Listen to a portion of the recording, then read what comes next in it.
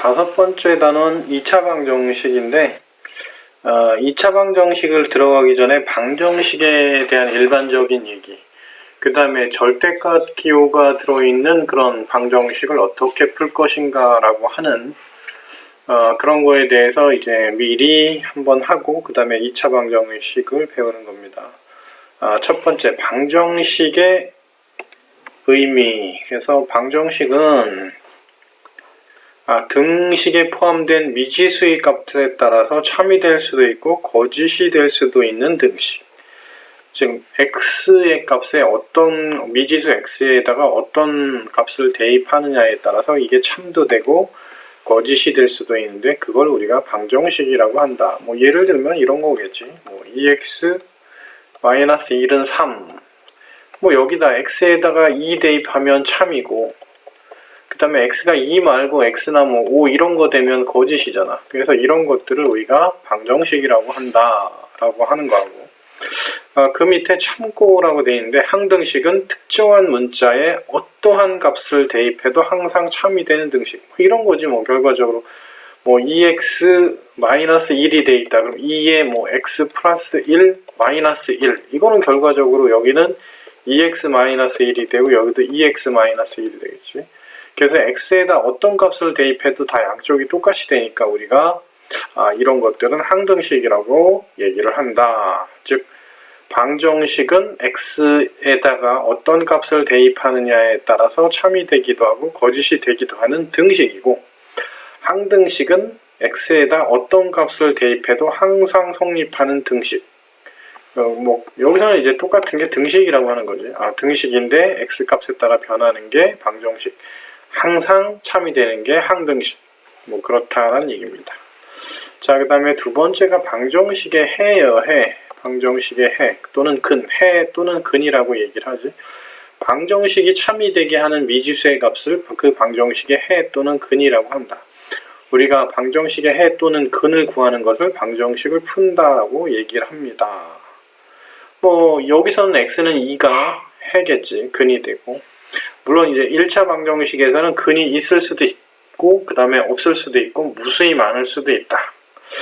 자, 이것도 중학교 때 한 얘기인데 우리가 AX는 B라고 하는 이런 방정식을 풀어보자 라고 하는 거지. 근데 그냥 무조건 X는 A분의 B요 이렇게 얘기하면 안 되지. 처음에 A가 0이 아닐 때, A가 0이 아닐 때는 X는 A분의 B라고 하면 되겠지. A가 0이 아닐 때에 한해서 X는 A분의 B라고 하면 되겠지. 그런데 A가 0일 때는 좀 얘기가 달라집니다. 뭐가 달라지냐면 A가 0이면 0 곱하기 X는 B 이렇게 되거든. 그럼 이게 B 값에 따라서 얘기가 달라져요. 예를 들어서 B가 0이다 라고 얘기를 하면 X에다 아무거나, 결과적으로 B가 0이다면 0 곱하기 X는 0이니까 X에다 아무거나 막 집어넣는다 라고 해도 얘가 항상 성립하는 항등식이야. 그러니까 여기선 모든 근이 또는 해가 모든 실수가 된단 말이야. x는 모든 실수. 그 다음에 b가 0이 아니다 라고 하면 이게 0 곱하기 x는 b 이렇게 될 거 아니야. 그러면 이게 여기는 결과가 0인데 0은 b가 될 거 아니야. 근데 이런 건 안 되지. 왜 b는 0이 아니라고 했는데 여기가 0이니까. 그래서 이때 근 또는 해는 없어요. 근데 우리가 이거를 부르는 이름이 있어. 우리가 해가 무수히 많을 때, 해가 무수히 많다 또는 모든 실수다, 해가 무수히 많다 또는 모든 실수 x에 대해서 다 성립한다. 그때 우리가 이때 x를 뭐라고 얘기하냐면 해가 무수히 많다라고 해서 우리가 부정이라고 합니다. 그 다음에 해가 없을 때도 우리가 뭐라고 하냐면 불능이라고 이렇게 불러요. 그래서 해가 무수히 많을 때를 부정. 언제나 x에다 어떤 값을 대입해도 항상 성립하는 항등식일 때 그 모든 실수 x값, 즉 해가 무수히 많을 때 그때를 부정. 그 다음에 해가 없을 때를 우리가 불능이라고 부른다라고 하는 거야. 그래서 여기서 우리가 이 방정식을 풀어라라고 하면 첫 번째 이런 것도 있고요. 두 번째 이런 것도 있고요.